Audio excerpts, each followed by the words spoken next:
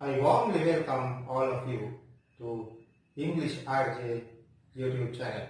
English RJ YouTube channel එක සමගින් එකතු වෙන ඔබ සියලු දෙනාම ඉතා සාදරයෙන් පිළිගන්නවා. ඉතින් අපි අද කතා කරන්න බලාපොරොත්තු වෙන්නේ 6 7 8 9 10 සහ OL සිසුවන් සඳහා ඉතාමත්ම වැදගත් වෙන පාඩමක් සම්බන්ධයෙන්. Close question එකක්. නැත්නම් ඔයාලා නිකන් අපි කටවහලට කියන වචන පුරවන ප්‍රශ්නයකට පහසුවෙන් උත්තර දෙන්නේ කොහොමද කියන එක ගැන තමයි අපි අද කතා කරන්න බලාපොරොත්තු වෙන්නේ. ඉතින් ඔබ තාමත් මගේ channel එක subscribe කරලා නැත්නම් පහළට ගිහිල්ලා subscribe button එක click කරන්න. ඒ වගේම bell icon එකත් click කරන්න. එතකොට ඔයාලට මගේ පාඩම් ළඟටම ගෙන්න ගැනීමේ හැකියාව තියෙනවා. ඉතින් අපි අද කතා කරන්නේ close question එක කියන්නේ මම කියව සරලව කියනවා වචන පුරවන ප්‍රශ්නේ පහසුවෙන් කරන්නේ කොහොමද කියන එක ගැන. ඔබ දන්නවද මේකේ ටෙක්නික් එක ක්ලෝස් කියලා කිව්වට මේකේ ඔබ්ජෙක්ටිව් එක තමයි ඒ කියන්නේ මේ ප්‍රශ්නයක් දෙන එකේ අරමුණ තමයි assess the overall proficiency of the language. ඒ කිව්වේ ඔයාලගේ language එකේ ඉංග්‍රීසි භාෂාවේ overall proficiency එක සමස්ත කුසලතාවයේ මන බැලීම තමයි මෙවැනි ප්‍රශ්නයක අභිප්‍රාය වෙන්නේ. මේ පාඩම OL සිසුන්ට තාමත්ම වැදගත් වෙනවා. මම ඉස්සෙල්ලා කිව්වා වගේ විශේෂයෙන් ගොඩක් දෙනෙක් මෙවැනි ප්‍රශ්නයකදී කරන්නේ මොකද්ද? නිකන් උඩ තියෙන වචන ටිකක් දාලා විස්තර ටික පුරවන එක. බලන්න මම මේ බෝඩ් එකේ දාලා තියෙන විදිහට තමයි ක්ලෝස් ක්වෙස්චන් එකක් එන්නේ. උඩින් වචන සෙට් එකක් එනවා. ඊට පස්සේ ඡේද එනවා. ඔයාලා ඡේදයේ හිස්තැන් වලට නිවැරදි ආකාරයට ඒ වචන ටික දාන්න ඕන. මෙවැනි ප්‍රශ්නයකදී මම කව ගොඩක් දෙනෙක් කරන්නේ මොකද්ද? නිකම්ම ඔය වචන ටික දාලා එනවා කිසිම තේරුමක් නැතුව. එතකොට ප්‍රශ්නේ සියලුම ඒවා වැරදෙනවා. නැත්නම් 1 2 පමණයි හරියන්නේ. මේ නිසා මතක තියාගන්න අද ඉඳලා මේ වීඩියෝ දිගටම බලන්න අවසන් වෙනකම් ඊට පස්සේ ඔයාලට එවැනි දෙයක් කරන්න වෙන්නේ කවදාකවත් හොඳින් කල්පනා කරලා මම අද කියලා දෙනවා ඔයාලට තර්කානුකූලව කල්පනා කරලා මේ වගේ ප්‍රශ්නයකට කොහොමද නිවැරදිවම ඔක්කොම ලකුණු ගන්න උත්තර සපයන්න කියන එක. හොඳයි. මෙහිදී අපි මුලින්ම කරන්නේ අපිට තියෙනවානේ වචන ටිකක් දැන් උඩින් ඡේදෙට උඩින් වචන ටිකක් තියෙනවා. ඒ වචන ටිකනේ අපි දාන්න ඕන.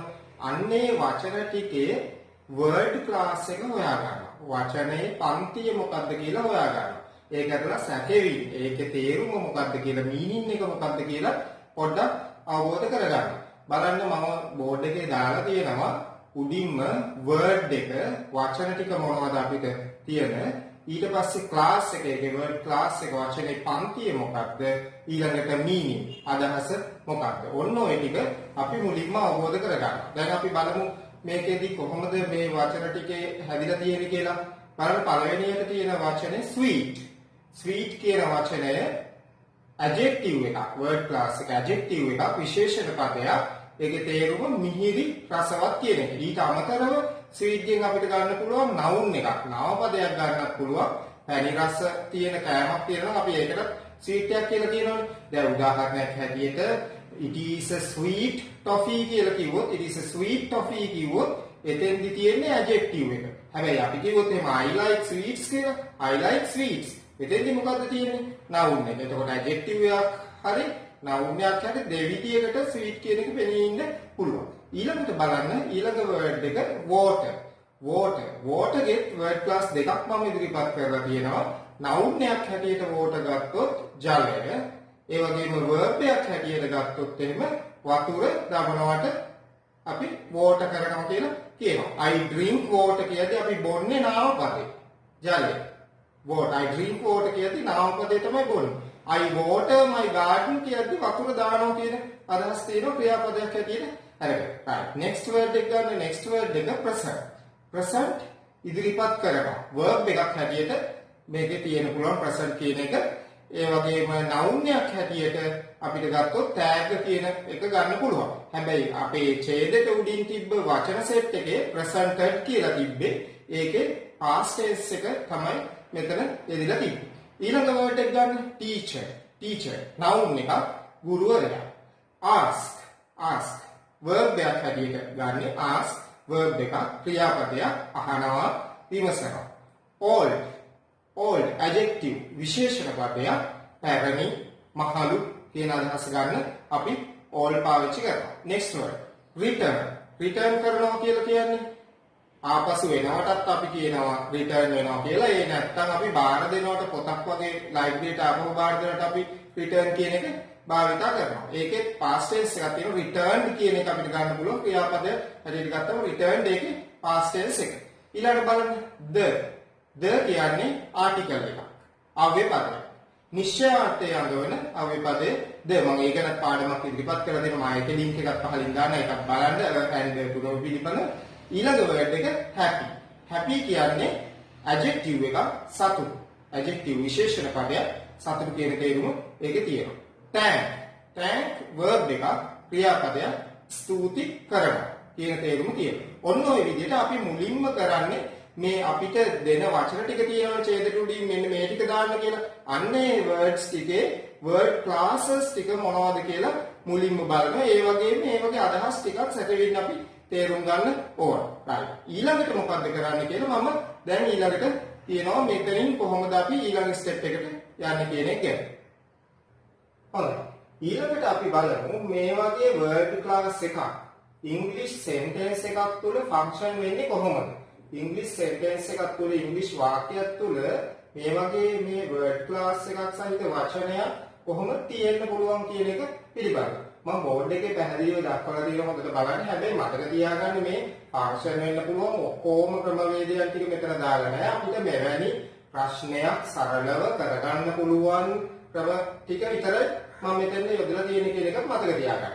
බලන්න අපි adjective එකක් ගත්තොත් adjective නාම විශේෂණ පදයක් ගත්තොත් නාම විශේෂණ පදයක් යොදන්න පුළුවන් අවස්ථා වෙන්නේ මොනවද? නාම පදයකට පෙර නාම විශේෂණ පදයක් යොදන්න පුළුවන්. අපි ගත්තොත් එම red ball කියද්දි ball කියන්නේ නාම පදේ, නාම පදයට පෙර red කියන adjective එක විශේෂණ පදේ එදිලා තියෙනවා. ඒ විදිහට භාවිත කරන්න පුළුවන් adjective එක. ඊට අමතරව අව්‍ය පදයක් හා නාම පදයක් අතර භාවිත කරන්නත් පුළුවන්. අව්‍ය පද කිව්වේ ආටිකල් එකක්. ආටිකල් එකක් and the කියන ආටිකල් එකක් සහ නාම පදයක් අතර අපිට පුළුවන් adjective එකක් පාවිච්චි කරන්න. අපි ගත්තොත් red ball කියන එක අපි ගත්තොත් red ball කියද්දි ball noun එක නාම පදය. එතකොට කියන්නේ ආටිකල් එක red ball කියද්දි එතකොට නාම පදය සහ ආටිකල් එක අතර adjective එක එතන එනවා. එතකොට අන්න adjective එක කොයි විදිහට function වෙන්න පුළුවන්. ඊළඟට අපි බලමු verb එක ක්‍රියාපදයක් මොන තැනද යෙදෙන්න පුළුවන් කියලා. ක්‍රියාපදයක් යොදන්න පුළුවන් මේ ඉංග්‍රීසි භාෂාවේ විශාල වාක්‍ය ප්‍රමාණයක් ගොඩනගන්නේ subject verb object හරහානේ. එතකොට අපිට ක්‍රියාපදයක් තියන්න පුළුවන් subject එකට plus කරලා. ඒ කියන්නේ කර්තෘ පදයට එකතු කරලා ක්‍රියාපදේ තියන්න පුළුවන්. ඔන්න ක්‍රියාපදයක් යොදන අවස්ථාවක්. ඊට පස්සේ දැන් අපි කියුවොත් I drink water කියලා එතන තියෙන්නේ මොකද්ද?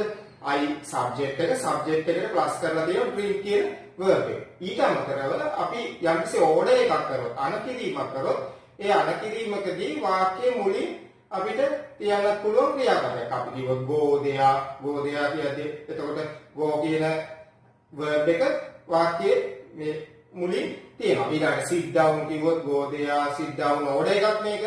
order එකේ මුලින් තියන්න පුළුවන් verb එකක් ඇති. ඊළඟට අපි බලමු noun එකක් කියන එක කොහොමද යෙදෙන්න පුළුවන් කියලා.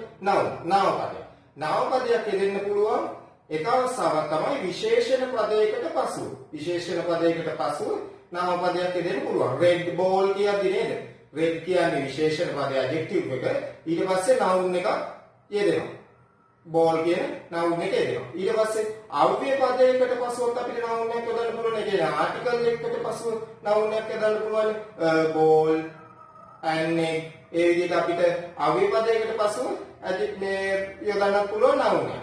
ඊටත් අමතරව යොදන්න පුළුවන් වාක්‍යයේ කර්තෘ හෝ කර්මය ලෙස අපිට මේ භාවිත කරන්න පුළුවන් noun එකක්. කර්තෘ ලෙස භාවිත කරනවා කියන්නේ වාක්‍යය මොකක්ද? අපි කිව්වොත් mother cooks rice කියන වාක්‍ය ගත්තොත් එතන noun එකක් ඇදලා තියෙනවා mother කියන noun එකක්. වාක්‍යයේ කර්තෘ හැටියට mother ඉන්නවා. cooks rice කියන්නේ noun එකක්. rice කියන්නේ වාක්‍යයේ කර්මය ලෙස object එක ලෙසට යෙදෙන්න පුළුවන් noun එකක් කියන්නේ. ඊළඟට අපි ගමු subject එකක් හැටියට. ඉංග්‍රීසි භාෂාවේ වාක්‍යයක subject එකක් හැටියට මොනවද යෙදෙන්න පුළුවන්? subject එක කර්තෘ පදයක් හැටියට නාම පදයක් යෙදෙන්න පුළුවන්. කර්තෘ පදයක් හැටියට noun එකක් යොදන්න පුළුවන්. ඒ වගේම pronoun එකක් යොදන්නත් පුළුවන්. I, you, he, she, it, we, you, they කියන pronoun එක සර්වනාම පදයක්, කර්තෘ සර්වනාම පදයක් යොදන්නත් පුළුවන්. ඊළඟට ගමු අපි ආටිකල් එකක් කොහොමද දෙන්න පුළුවන් කියන එක. ආටිකල් එකක් අයි අපි කතා කරේ ඉස්සෙල්ලා නාම පදයකට පෙර ආටිකල් එකක් යොදන්න පුළුවන්. බෝල් ඇන් එක්කදී අපි තියන්නේ කොහෙද නාම පදයකට පෙර ආටිකල් එකක් භාවිත කරන්නේ. ඔන්න ඔය විදිහට මේ කොටස් හැම එකක්ම එකිනෙක බැඳිලා තියෙන්නේ. මේ ඇඩ්ජෙක්ටිව් එකක්, verb එකක්, noun එකක්, ඒ වගේම සබ්ජෙක්ට් එකක් කොතන තියන්න පුළුවන්, ආටිකල් එකක් කොතන තියන්න පුළුවන් කියන එක එකිනෙක බැඳිලා තියෙන හැම එකක්ම එකින් එකට බැඳීමකින් යුතු වෙනවා. එතකොට ඊළඟට අපි බලමු මෙන්න මේ අපි හොයාගත්ත මේ word class යොදන්න පුළුවන් function වෙන්න පුළුවන් තැන් හරහා ඒ තැන් වලට අපේ උත්තර ටික ආදේශ කරලා මේ වගේ close question එකක් නැත්නම් මේ වචන පුරවන්න තියෙන ප්‍රශ්නයක් කොහොමද අපි නිවැරදිවම කරන්න කියන එක බලමු. හොඳයි. දැන් අපි බලමු කොහොමද අපි හොයාගත්ත articles ටිකයි. ඒ වගේම verbs, nouns, ඒ වගේම subject verb object ගැන අපි ඉගෙන ගත්තා. ඒ වගේම word classes ටිකත් ඉගෙන ගත්තා. ඊට අනුව කොහොමද අපි මේ ඡේදෙට මේ words ටික දාන්නේ කියලා අපි බලමු. මගේ බෝඩ් එකේ දකුණු පස්සෙන් ඔබට පේනවා මේ words ටික ඔක්කොම තියෙනවා. ඒ වගේම මම රතු පාටින් වරහන් තුල දාලා තියෙන word class ටික මේ පැත්තේ 6ක් තියෙනවා. ප්‍රශ්න 6ක් පමණක් මේ අපි අර කතා කරන ඡේදේ 6ක් පමණක් තියෙනවා. මොකද අපිට මේ ප්‍රශ්න 6 හරියට කරගත්තොත් පළවෙනි 6 කරගත්තොත් ඊළඟ ටික ගේමක් නැතුවම කරගන්න පුළුවන් වෙන නිසා. මේ බලන්න අපි ඡේදයට යමු. Once a young man drank some water to an blank teacher. ඔන්න තිබ්බ වාක්‍ය. දැන් අපි ওই වාක්‍යයට කොහොමද මේ blank දෙක තෝරගන්නේ කියලා අපි බලමු. බලන්න මෙතන හොඳට බලන්න a young man. a young man කියන්නේ වාක්‍යයේ subject එකක්. මම ඉස්සෙල්ලා කිව්වා English language එකේ ගොඩක් වාක්‍ය ගොඩනගන්නේ කොහොමද? subject verb object මත පදනම. එහෙනම් බලන්න හොඳට young man කියන subject එක තියෙනවා නම් ඊළඟට මොකද්ද මෙතෙන්ද plus වෙන්න පුළුවන්, එකතු වෙන්න පුළුවන්, බොහෝ විට එකතු විය හැක්කේ verb එකක්.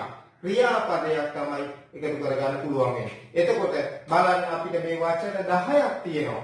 මේ වචන 10න් verbs තියෙන්නේ 4ක් විතරයි.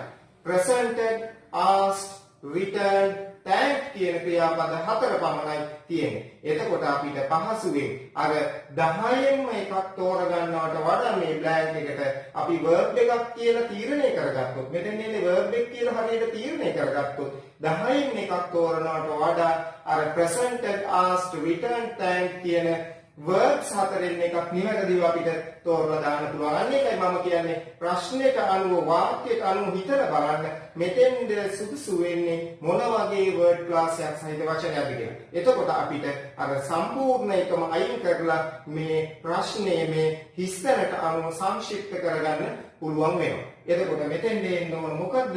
verb දෙක. verb 4න් අපිට දැන් තෝරන්න තියෙන 10ම කියවින්න දෙයක් නැහැ. Once a young man blank some water. එහෙනම් මොකක්ද එන්න ඕන? presented, asked, returned, thanked. presented නේද? බලන්න presented some water.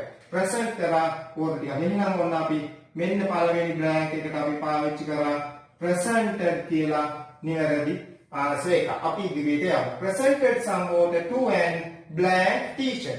මෙතෙන් එන්න ඕන මොන වගේ word class එකක්ද? ඔයාලා හිතලා බලන්න. මම ඉස්සෙල්ලා කිව්වා. මතකද? මෙතන තියෙනවා and. ඊළඟට blank එකක් තියෙනවා. ඊළඟට තියෙනවා teacher කියලා. එහෙනම් මෙතෙන්ද මොකද්ද සුදුසු වෙන්නේ? මම ඉස්සෙල්ලා කිව්වා ඔයාලට මතක ඇති adjective එකක් පාවිච්චි කරන ආකාරය. මතකද adjective එකක් පාවිච්චි කරන ආකාරය? කොහොමද අපි adjective එක පාවිච්චි කරන්නේ? මම ඉස්සෙල්ලා පැහැදිලිව ඒ ගැන කිව්වා. adjective එක පාවිච්චි කරන්න පුළුවන් නාම පදයකට පෙර භාවිතා කරන්න පුළුවන්. ඊට පස්සේ අව්‍ය පදයක් සහ නාම පදයක් අතර භාවිතා කරන්න පුළුවන්. මේ බලන්න teacher කියන නාම පදේ තියෙනවා noun එක. noun එකට පෙර blank එක. මෙතෙන්ද adjective එකක් වීමේ හැකියාව වැඩි නේද? ඊළඟට බලන්න මේ and කියන එක. and කියන්නේ මෙතන article එක අව්‍ය පදේ. article එක මෙතන තියෙනවා noun එකයි article එකයි noun එකයි අතරට එන්න පුළුවන් පදයක් වෙන්නේ මොකද්ද? adjective එකක් එන්න තියෙන හැකියාව වැඩි. එහෙනම් අන්න දැන් බලන්න අර අපේ වචන සෙට් එකේ adjectives මොනවද තියෙන්නේ? adjectives 3යි තියෙන්නේ. sweet, old, happy. 10න් එකක් තෝරනවට වඩා 3න් එකක් තෝරන එක lazy. මෙතෙන් එන්න ඕන මොකද්ද? sweet, the old, happy කියලා අපි තීරණය කරමු. to an old teacher නැත්නම් happy teacher ඒත් නැත්නම් ඊළඟ adjective එක sweet teacher. මෙතන an තියෙන්නේ හොඳට හිතලා බලන්න නම් මෙතෙන් එන්න පුළුවන් an තියෙනවා නම් vowel sound එකක් සහිත වචනයක් විතරයි නේද? right. එතකොට අපිට පුළුවන් මෙතෙන් ගන්න adjective එක an නම් old කියන එක ගන්න පුළුවන්. මොකද මෙතන මේකේ සම්බන්ධතාවය උත් හැදෙනවා. මෙතන o කියන vowel sound එක තියෙන නිසා an නෙමෙයි an එන එකේ හැකියාවක් තියෙනවා.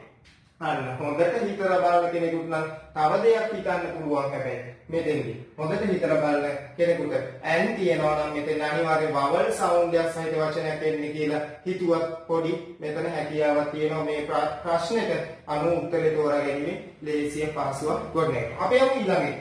The teacher blank his student for the blank water. ඔන්න අපිට තියෙන තුන්වෙනි ප්‍රශ්නේ. The teacher blank his student for the blank water. Right. The teacher වාක්‍යයේ subject එක. කර්තෘපදේ. The teacher වාක්‍යයේ කර්තෘපදේ. ඉස්සෙල්ලා අපි subject මොකක්ද දෙන්න පුළුවන්? verb නේද? මෙතන object එකක් තියෙනවා student කියලා. his student කියලා. එහෙනම් මෙතෙන් එන්න පුළුවන් වඩාත් සුදුසු වෙන්නේ මොකක්ද? verb එකක්. එහෙනම් අර verbs අපිට හතරක් හම්බුණා. ඔයාලට මතක ඇති presented, asked, returned, thanked. ඒනිත් එකක් අපි මෙතෙන්ද ගත්තා presented කියලා. එහෙනම් මෙතෙන්ද එන්න පුළුවන් උත්තරේ තෝරන්න දැන් අපිට ලේසි. The teacher verb එක තියෙනවා his student. right. එහෙනම් මොකද්ද එන්න ඕන? වතුර දුන්නානේ. teacher එහෙනම් මොකද කරන්න පුළුවන්? thank ගන්න පුළුවන්. thank කියන verb එක අරගෙන අපි මේක සම්පූර්ණ කරනවා. ඔන්න තුනක් අපි සම්පූර්ණ කරා දැන්. presented කියන වචනේ දැන් අපිට මෙතනින් අයින් කරන්න පුළුවන්. ඒ වගේම අපිට අයින් කරන්න පුළුවන් all කියන වර්ඩ් එක. ඒ වගේම අපිට දැන් අයින් කරන්න පුළුවන් thank කියන verb එකත් අයින් කරන්න පුළුවන්. ඕන වචන තුනක්ම දැන් අයින් වෙනවා. අපි යමු ඊළඟ කොටසට. student මෙතනින් එන්නේ the teacher thanked his student for the blank water. දැන් අර කිව්ව කාරණා හොඳට බලන්න. මෙතන තියෙන්නේ water නාම පදයක්. නාම පදයක් නේ water කියන්නේ. එහෙනම් නාම පදයකට පෙර එන්න පුළුවන් වඩාත්ම සුදුසු මොන වගේ එකක්ද? මොන වගේ එකක් දෙන්න පුළුවන්? adjective එකක් කියන්නේ හැකියාව වැඩි නේද? article එකක් එන්නත් පුළුවන්. හැබැයි adjective එකක් කියන්නේ හැකියාවක් තියෙනවා. අන්න අපි ඕක තීරණය කරගත්තාන් පස්සේ අපිට පුළුවන් අන්න adjective එකක් එන්නේ. adjective එකෙන් එකක් තෝරලා දාන්න තියෙන්නේ. adjectives තුනයි තියෙන්නේ. මේ පැත්තේ sweet තියෙනවා, old තියෙනවා, happy තියෙනවා. එතනින් අපි දැන් old කියන එක අරගෙන තියෙනවා. ඒක අයින් කරලා තියෙන්නේ. එහෙනම් sweet හරි happy හරි වෙන්න ඕන. මොකක්ද වඩාත්ම සුදුසු adjective එක? අපි sweet ගමු. sweet water, happy water කියොත් ඒක වැරදි. sweet water. ඔන්න ඒක අවසන්. The young man blank to his village with a blank heart. The young man පස්සේ blank එක තියෙනවා. The young man වාක්‍යයේ කර්තෘ මෙයා young man තරුණ මිනිසා වාක්‍යයේ කර්තෘ. එහෙනම් subject verb මතකද? subject verb. එහෙනම් subject එකට පසු එන්න පුළුවන් verb දෙකක් නෙවෙයි. verbs හතරක් තිබ්බ presented, asked, returned, thanked. එතනින් අපි තෝරලත් අරන් තියනවා දැන් කිහිපයක්ම presented, thanked අපි අරන් තියනවා. එහෙනම් මෙතෙන්ද අපිට ගන්න පුළුවන් asked, returned දෙකෙන් එකක්. බලමු අපි නැවතත් කියලා the young man blank to his village. ගමට නම් මොකද වෙන්නේ? returned to his village. ඔන්න අපි ඒකත් සම්පූර්ණ කරගන්නවා දැන් මෙතනින් returned කියලා. ඔන්න එතකොට පස්වෙනි blank එක පිරෙනවා. ඊළඟට යන්න return to his village with a blank heart.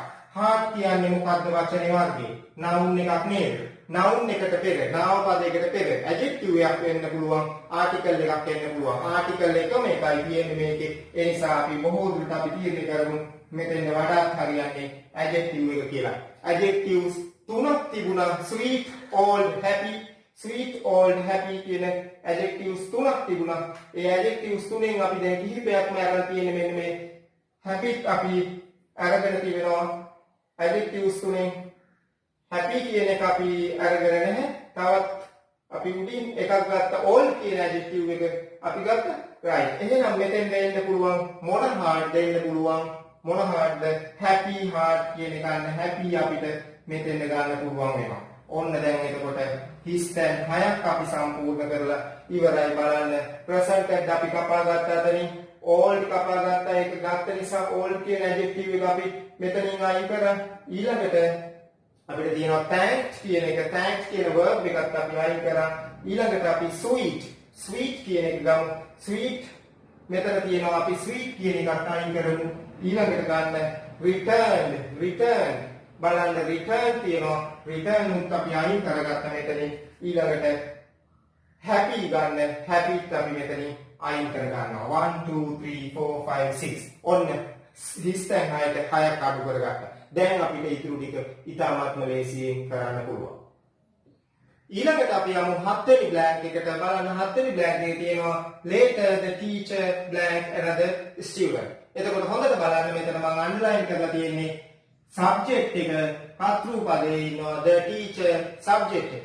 එහෙනම් subject එකට එකතු වෙන්න පුළුවන් subject verb object පදනම මත මෙතෙන් වඩාත් සුදුසු වෙන්නේ verb එකක් කියලා වලට තේරෙන්න ඕන. එතකොට අපි verbs හතරක් තිබ්බ හතරෙන් තුනක් අපි අරන් තියෙනවා presented written thank කියන තුනම අපි අරන් තියෙනවා එක verb එකයි ඉතුරු වෙලා තියෙන්නේ මොකක්ද ඉතුරු වෙලා තියෙන්නේ verb එක past tense verb එක asked කියන past tense verb එක අතීත කාල ක්‍රියාපදේ ඉතුරු වෙලා තියෙනවා අපි asked දාලා බලමු මෙතන හරියයි කියලා later the teacher asked another student හරිනේ right එහෙනම් ඔන්න asked ගත්තා මෙතෙන් asked අරගෙන අපි මෙතනින් asked කියන verb past එකක් මම මේ VP කියලා දක්වලා තිබුණේ verb past කියන එක අතීත කාල ක්‍රියාවක් අපි අයින් කරගත්තා. ඊළඟ කොටසට යමු. Another student to taste the blank. පැහැදිලිව බලන්න. The blank. දට පසු වෙන්න පුළුවන්. noun එකක් එන්න පුළුවන්. ඒ වගේම මේකට පසුව noun එකක් තියෙනවා මෙතන adjective එකක් එන්න පුළුවන් මම කියලා දුන්නා. එහෙනම් මෙතෙන්ද දැන් වඩාත් සුදුසු වෙන්නේ මොකක්ද එහෙනම් noun එකක් තමයි මෙතෙන්ද වඩාත්ම සුදුසු වෙන්නේ. මොනවද nouns තිබුණේ? water තිබ්බා, teacher තියෙනවා. හොඳට බලන්න. water තියෙනවා, teacher තියෙනවා. මේ දෙකම එතකොට ඉතුරු වෙලා තියෙන්නේ. එහෙනම් අපි බලමු සුදුසු වෙන්නේ මොන වචනද කියලා මෙතෙන්ද. Another student to taste the blank. අර water එන්න ඕන නේද? පැහැදිලිනේ? taste කරන්න water taste කරන්න කියලා කිව්වා. taste the water. අන්න අපි ඒ ආන්සර් එකක් ওই විදිහට තෝරගත්තා. තවත් සිසුවෙකුට මේ water ටික ටෙස්ට් කරන්න කියලා කිව්වා. එයා මොකද කරේ? He spat it out. The blank said. The blank said. මොකද්ද blank එකට එන්න පුළුවන්? blank එකට එන්න පුළුවන් වෙන්නේ මොකද්ද වඩාත්ම සුසු වෙන්නේ? බලන්න said කිව්වා. මෙතන තියෙන verb එක. verb එක තියෙනවා. ක්‍රියාව තියෙනවා නම් ඊට කලින් එන්නේ subject verb object subject එකක්. එහෙනම් subject එකේ කැලලකුයි අඩු. subject එකක් හැටියට noun එකක් තියෙන්න පුළුවන්. ඒ නැත්තම් pronoun එකක් තියෙන්න පුළුවන් කියලා මම කිව්වා. බලන්න මෙතනින් අපිට එහෙනම් subject එකක් හැටියට මොකක්ද ගන්න තියෙන noun එක මොකක්ද? water තියෙනවා, teacher තියෙනවා. මොකක්ද අපි තෝරගන්නේ? එතනිමුත් අපි water ගත්තාට වෙන එකට. එහෙනම් teacher විතරයි ඉතුරු වෙන්නේ. මෙතනින් teacher ඉන්නවා. අපි බලමු teacher දාලා මෙතෙන්ද the teacher said නිරාකරණය වෙනවා ගැටලුව. ඔන්න අපි ගත්තා the teacher said කියලා නිවැරදි ආන්සර් එක මෙතෙන්ද ඒකලා teacher අයින් කරා. දැන් තියෙන්නේ 10 වෙනි එක එකයි ඉතුරු තියෙන්නේ. ඒ කියලා එකයි ඉතුරු කියලා අන්තිම එකනේ කියලා නිකම්ම දාන්න එපා. හොඳට බලන්න අන්තිම එකක් fit වෙනවද blank එකට කියලා හොඳටම බලලා ඒකත් දාන්න. බලමු අපි යමු ඊළඟ එකට. You tasted only blank water. Only the water. noun එක තියෙන්නේ noun එකට කලින් adjective එකක් එන්න පුළුවන් article එකක් එන්න පුළුවන්. නමුත් මෙතෙන්ද එන්නේ article එක අතන අපිට ඉතුරු තුනක් ඒක මෙතෙන්ද හරිත් වෙනවා. ඒ නිසා අපි ද පාවිච්චි කරා. මෙන්න මේ විදිහට අපි වචන 10ම මේ ආකාරයට මේකේ සම්පූර්ණ කරලා දැම්ම. දැන් ඔන්න ප්‍රශ්නෙට ආන්සර් එක නිකම්ම හොයන්න. හොඳයි. ඉතින් ඔන්න ඔය ආකාරයට අපිට පුළුවන් මේ විදිහට මේ ඡේදේ පුරව ගන්න ලස්සනට තර්කානුකූලව. ඔන්න එහෙනම් අද ඉඳලා ඔයාලට සිද්ධ වෙන්නේ නිකම්ම වචන ටික දාලා ඉන්න. හොඳට මං කියපු ක්‍රමවේදයට අනුව යන්න. ඒ කරලා ඒ ප්‍රශ්නෙට උත්තර දෙන්න පුරුදු වෙන්න. එතකොට නිකම්ම ඔබට හැකියාව ලැබෙවි මෙවැනි ප්‍රශ්නයකට ලකුණු ලබා ගන්න, සම්පූර්ණ ලකුණු ප්‍රමාණය ලබා ගන්න. ඔයාලා මේ වීඩියෝ එක බලපු අය මේ වීඩියෝ එකට කැමති නම් ලයික් එකක් දාන්න. ඒ වගේම අමතක කරන්න එපා subscribe කරන්න අපේ channel එක. ඒ වගේම ඔයාලට පුළුවන් රසික ජයසේකර රාජ්‍යයේ Facebook හරහා හෝ ජයමග කන්තලේ මගේ Facebook page එක හරහා යම් කිසි ගැටලුවක් තියෙනවා නම් යොමු කරන්න.